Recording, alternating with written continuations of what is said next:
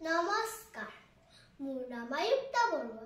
মই Delhi public school দুলিয়াজানৰ প্ৰথম শ্ৰেণীৰ ছাত্ৰী।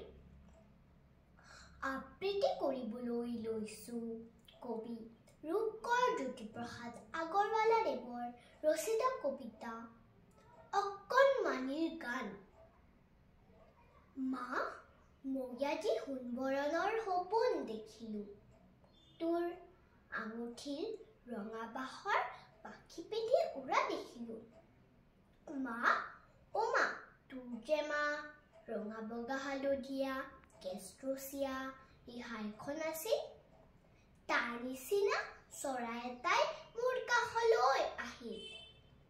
মা, অ' মা, মই তোক বুলিলে সি কুটুক কুটুক কৰে, আৰু ঘূৰ বুলিলে লৰ মাৰি গৈ ফুৰ ফুৰ গৈ উৰে।